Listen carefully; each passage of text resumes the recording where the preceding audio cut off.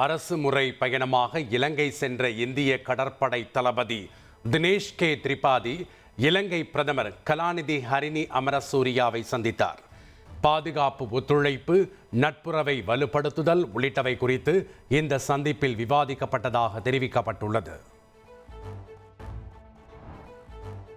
கனிம வளங்கள் மற்றும் அவை அமைந்துள்ள நிலங்கள் மீது ராயல்டி வரி விதிக்க மாநில அரசுகளுக்கே அதிகாரம் என தீர்ப்பளிக்கப்பட்ட விவகாரம். தீர்ப்பை சீராய்வு செய்ய கோரி உச்சநீதிமன்றத்தில் மத்திய அரசு மனு தாக்கல் செய்துள்ளது. திருப்பதியில் 300 ரூபாய் சிறப்பு தரிசன டிக்கெட் 3 நாட்களுக்கு தற்காலிகமாக நிறுத்தி வைக்கப்படுவதாக திருப்பதி தேவஸ்தானம் அறிவித்துள்ளது. நிர்வாக காரணங்களுக்காக டிசம்பர் 29, 30, 31 ஆகிய தேதிகளில் சிறப்பு தரிசன டிக்கெட் நிறுத்தப்படும் என தெரிவிக்கப்பட்டுள்ளது. ஆபரண தங்கத்தின் விலை ஒரே நாளில் 2 முறை உயர்ந்து சவரனுக்கு 1680 ரூபாய் அதிகரித்துள்ளது. நேற்று காலையில் சவரனுக்கு 560 ரூபாய் உயர்ந்த நிலையில் மாலையில் 1120 ரூபாய் அதிகரித்துள்ளது. 1 கிராம் தங்கம் 10,640 ரூபாய்க்கும், 1 சவரன் தங்கம் 85,120 ரூபாய்க்கும் விற்பனையாகிறது. தமிழகத்தில் வரும் 29ஆம் தேதி வரை மழை பெய்யக்கூடும், சென்னை வானிலை ஆய்வு மையம் கணித்துள்ளது. பரபரப்பான அரசியல் சூழ்நிலையில் அக்டோபர் 14ஆம் தேதி தமிழக சட்டப்பேரவை கூடுகிறது. இந்த கூட்டத்தொடரில் பல்வேறு புதிய அறிவிப்புகள் வெளியாக உள்ளது. இந்தியா பாகிஸ்தான் மோதல் உட்பட 7 மாதங்களில் 7 போர்களை முடிவுக்கு கொண்டு வந்துள்ளதாக ஐநா சபையின் 80வது பொது சபை கூட்டத்தொடரில் அமெரிக்க அதிபர் டொனால்ட் ட்ரம்ப் தெரிவித்தார். வேறு எந்த நாடும், எந்த பிரதமரும், எந்த அதிபரும் இதுபோன்று செய்யவில்லை என்று கூறினார். போரை நிறுத்தும் விவகாரத்தில் கடுமையான வார்த்தைகளால் கடிதம் மட்டுமே ஐநா எழுதுவதாகவும், யாரும் அதை பின்பற்றுவதில்லை என்றும் ஐநா சபையில் அமெரிக்க அதிபர் ட்ரம்ப் விமர்சித்தார். வெற்று வார்த்தைகள் போரை நிறுத்தாது, போரை தீர்க்கும் ஒரே விஷயம் நடவடிக்கை மட்டுமே என்றும் தெரிவித்தார். சீனாவும் இந்தியாவும் தொடர்ந்து ரஷ்யாவிடமிருந்து எண்ணெய் வாங்குவதன் மூலம் யுக்ரைன் போருக்கு முதன்மையான நிதியளித்து வருவதாக ட்ரம்ப் குற்றம் சாட்டினார். அமெரிக்காவை போன்று ஐரோப்பிய நாடுகளும் இந்தியா, சீனா மீது கூடுதல் வரி விதிக்க வேண்டும் என்று அவர் வலியுறுத்தினார். டெல்லியில் நடைபெற்ற தேசிய திரைப்பட விருதுகள் வழங்கும் விழாவில் இந்திய சினிமாவில் உயரிய விருதான தாதா சாஹேப் ஃபால்கே விருதை மலையாள நடிகர் மோகன்லால் பெற்றுக்கொண்டார். அரங்கத்தில் இருந்தவர்கள் எழுந்து நின்று கரகோஷங்கள் எழுப்ப குடியரசுத் தலைவர் திரௌபதி முர்மு விருதை வழங்கி கௌரவித்தார். சிறந்த இசையமைப்பாளருக்கான தேசிய விருதை ஜி.வி. பிரகாஷ் குமாருக்கு குடியரசுத் தலைவர் திரௌபதி முர்மு வழங்கினார். வாத்தி படத்தில் இடம்பெற்ற பாடல்களுக்காக தேசிய விருது வழங்கப்பட்டது. சிறந்த தமிழ் படம், சிறந்த திரைக்கதைக்கான தேசிய விருதை பார்க்கிங் திரைப்பட இயக்குனர் ராம்குமார் பாலகிருஷ்ணன் பெற்றார். டெல்லியில் நடந்த நிகழ்ச்சியில் குடியரசுத் தலைவர் திரௌபதி முர்மு விருதை வழங்கி கௌரவித்தார். பார்க்கிங் திரைப்படத்திற்காக சிறந்த குணச்சித்திர நடிகர் விருதை எம்.எஸ். பாஸ்கர் பெற்றுக்கொண்டார். சிறந்த நடிப்பை வெளிப்படுத்தியதற்காக தேசிய விருதை குடியரசுத் தலைவர் திரௌபதி முர்மு வழங்கி கௌரவித்தார். சிறந்த துணை நடிகைக்கான விருதை நடிகை ஊர்வசி பெற்றுக்கொண்டார். மலையாளத்தில் வெளியான உள்ளொழுக்கு என்ற படத்தில் சிறந்த நடிப்பை வெளிப்படுத்தியதற்காக விருது வழங்கப்பட்டது. ராணிப்பேட்டை அருகே 5 நாட்களான பழைய கேக்கை சாப்பிட்ட 7 வயது சிறுவன் உயிரிழந்துள்ளார். திடீரென முகம் வீங்கி ஒவ்வாமை ஏற்பட்டு உயிரிழந்த சம்பவம் அதிர்ச்சியை ஏற்படுத்தியுள்ளது. நெல்லை ஐடி ஊழியர் கவின் கொலை வழக்கில் சிபிசிஐடி நடத்திய விசாரணையில் புதிய தகவல் வெளியாகியுள்ளது. காதலை கைவிடச் சொல்லி சுர்ஜித்தின் உறவினர் ஏற்கனவே தனி இடத்தில் வைத்து கவினை மிரட்டியது தெரிய வந்துள்ளது. MBBS, BDS மாணவர்களிடம் கூடுதல் கட்டணம் வசூலித்தால் கடும் நடவடிக்கை எடுக்கப்படும்.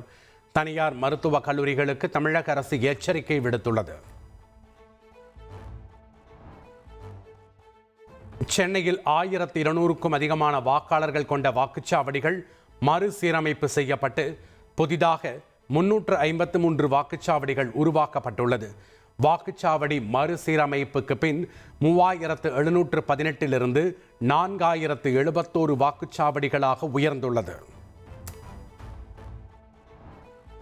முதலமைச்சர் ஸ்டாலின் தலைமையில் நடைபெற்ற திமுக எம்பிக்கள் கூட்டத்தில் ஒவ்வொரு திமுக எம்பிக்கும் 3 அல்லது 4 சட்டமன்ற தொகுதிகள் ஒதுக்கீடு செய்யப்பட்டுள்ளது. 4 நாட்கள் தொகுதியில் தங்கி மக்கள் பணியாற்றுவதோடு 15 நாட்களுக்கு ஒரு முறை அறிக்கை அளிக்க வேண்டும் என அறிவுறுத்தியுள்ளார். 2026 தேர்தலில் கூடுதல் தொகுதி ஆட்சியில் பங்கு கேட்பதால் திமுக காங்கிரஸ் கூட்டணியில் விரிசல் ஏற்பட்டுள்ளதாக எடப்பாடி பழனிசாமி விமர்சித்துள்ளார். இந்தியாவிலேயே கடன் வாங்குவதில் முதலிடமாக திமுக ஆட்சி உருவாகியுள்ளதாக தெரிவித்தார். முதல்வரின் வெளிநாட்டு பயணம் தொடர்பான தமிழக வெற்றிக் கழக தலைவர் விஜயின் கருத்துக்கு பாஜக முன்னாள் மாநில தலைவர் அண்ணாமலை வரவேற்பு தெரிவித்துள்ளார். எதிரான கருத்து வந்தால் உடனடியாக பாஜகவின் பி டீம் என்று சொல்வதை நிறுத்த வேண்டும் என அவர் கேட்டுக்கொண்டார். தூங்குபவர்களை எழுப்பலாம், தூங்குவது போல் நடிப்பவர்களை எழுப்ப முடியாது. முதல்வரின் வெளிநாட்டு பயணம் குறித்து அண்ணாமலை வெள்ளை அறிக்கை கேட்டது தொடர்பான கேள்விக்கு துணை முதல்வர் உதயநிதி ஸ்டாலின் பதிலளித்துள்ளார். தாவேகாவுடன் கூட்டணி பேச்சுவார்த்தையை மறைமுகமாக நடத்த வேண்டிய தேவையில்லை. தமிழக காங்கிரஸ் தலைவர் செல்வ பெருந்தகை இவ்வாறு பேட்டியளித்துள்ளார். வருமானத்தை மறைத்ததாக ரூபாய் 1.5 கோடி அபராதம் விதிக்கப்பட்டதை எதிர்த்து நடிகர் விஜய் சென்னை உயர்நீதிமன்றத்தில் வழக்கு. சட்டப்படி அபராதம் விதிக்கப்பட்டுள்ளதால் அவரது வழக்கை தள்ளுபடி செய்ய வேண்டும் என்று வருமான வரித்துறை தரப்பில் வாதிடப்பட்டது. நடிகர் சூர்யாவின் பாதுகாவலரிடம் 42 லட்சம் ரூபாய் மோசடி செய்ததாக அளிக்கப்பட்ட புகார். சூர்யா வீட்டில் வேலை பார்த்த பணிப்பெண் உட்பட 4 பேரை மாம்பலம் போலீசார் கைது செய்தனர். மலையாள நடிகர் துல்கர் சல்மானுக்கு சொந்தமான 2 கார்களை சுங்கத்துறை அதிகாரிகள் பறிமுதல் செய்தனர். பூட்டான் நாட்டின் வழியாக கார் இறக்குமதி செய்தது தொடர்பான விசாரணையில் அதிரடி நடவடிக்கை பாய்ந்தது. பூட்டானில் இருந்து கார் இறக்குமதி செய்யப்பட்ட விவகாரத்தில் நடிகர் துல்கர் சல்மான் உள்ளிட்டோர் மீது விசாரணை தீவிரப்படுத்தப்பட்டுள்ளது. வாகனங்களின் பதிவுகளை ரத்து செய்வது உள்ளிட்ட தொடர் நடவடிக்கையில் சுங்கத்துறை ஈடுபட்டுள்ளது. நெல்லை சென்னை இடையேயான வந்தே பாரத் ரயிலில் கூடுதல் பெட்டிகள் சேர்க்கப்பட்டுள்ளன. கூடுதலாக 4 பெட்டிகள் இணைக்கப்பட்ட நிலையில் 20 பெட்டிகளுடன் வந்தே பாரத் ரயில் இயக்கப்படுகிறது. முன்னாள் கிரிக்கெட் வீரர் யுவராஜ் சிங் டெல்லியில் உள்ள அமலாக்கத்துறை அலுவலகத்தில் ஆஜரானார். சட்டவிரோத சூதாட்ட செயலி வழக்கு தொடர்பாக விசாரணை நடத்தப்பட்டுள்ளது. இந்தியா சீனா இடையே பொருளாதார மற்றும் வர்த்தக ஒத்துழைப்பு தொடர்ந்து விரிவடைந்து வருவதாக இந்தியாவுக்கான சீன தூதர் சூ ஃபிஹோங் மகிழ்ச்சி தெரிவித்துள்ளார். அனைத்து மட்டங்களிலும் அனைத்து துறைகளிலும் இந்தியாவுடன் நட்பு பரிமாற்றங்களை மேம்படுத்தவும் நட்பை மேலும் ஆழப்படுத்தவும் சீனா தயாராக உள்ளதாகவும் அவர் தெரிவித்தார். H1B விசா கட்டண உயர்வில் மருத்துவர்களுக்கு விலக்கு அளிப்பது குறித்து பரிசீலிக்கப்பட்டு வருவதாக வெள்ளை மாளிகை செய்தி தொடர்பாளர் டெய்லர் ரோஜர்ஸ் கூறியுள்ளார். விசா கட்டண உயர்வின் முழுமையான தாக்கம் குறித்து ஆய்வு செய்யப்பட்டு வருவதாகவும் அவர் கூறினார். H1B விசாவிற்கான கட்டணத்தை அமெரிக்கா உயர்த்திய நிலையில் தொழில் நிறுவனங்களுக்கு சீனா அழைப்பு விடுத்துள்ளது. தொழில்நுட்ப பொருளாதார முன்னேற்றத்திற்காக உலகளாவிய நிறுவனங்களை வரவேற்கிறோம் என சீனா தெரிவித்துள்ளது. கர்ப்பத்தின் போது பாராசிட்டமால் பயன்படுத்தினால் குழந்தைகளுக்கு ஆட்டிசம் பாதிப்பு ஏற்படக்கூடும் என்ற ட்ரம்பின் கருத்துக்கு உலக சுகாதார மையம் மறுப்பு. ட்ரம்பின் கூற்றில் எந்த உண்மையும் இல்லை என விளக்கம். I'm sorry, President. I'm really sorry. Just that everything's in frozen right now. There's a border creep coming right now. I'm sorry.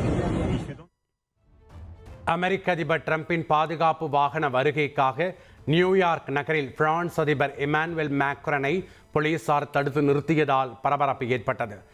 அமெரிக்க அதிபர் ட்ரம்புக்கு கால் செய்து மேக்ரன் புகார் அளித்ததை அடுத்து போலீசார் அனுமதி அளித்தனர்.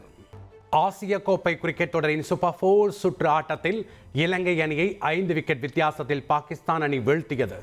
இலங்கை அணி நிர்ணயித்த 134 ரன்கள் இலக்கை 18 ஓவர்களில் பாகிஸ்தான் எட்டியது. ஆசிய கோப்பை கிரிக்கெட் தொடரின் சூப்பர் 4 சுற்றில் இன்று இந்தியா மற்றும் வங்கதேச அணிகள் மோதுகின்றன. இரு அணிகளும் சூப்பர் 4 சுற்றில் தங்களது முதல் ஆட்டத்தில் வெற்றி பெற்றுள்ளதால் இன்றைய போட்டி மீதான எதிர்பார்ப்பு அதிகரித்துள்ளது. வெஸ்ட் இண்டீஸ் அணிக்கு எதிரான டெஸ்ட் கிரிக்கெட் போட்டியில் விளையாடும் இந்திய அணி இன்று அறிவிக்கப்படுகிறது. வெஸ்ட் இண்டீஸ் அணி இந்தியாவில் சுற்றுப்பயணம் மேற்கொண்டு 2 போட்டி கொண்ட டெஸ்ட் தொடரில் ஆட உள்ளது.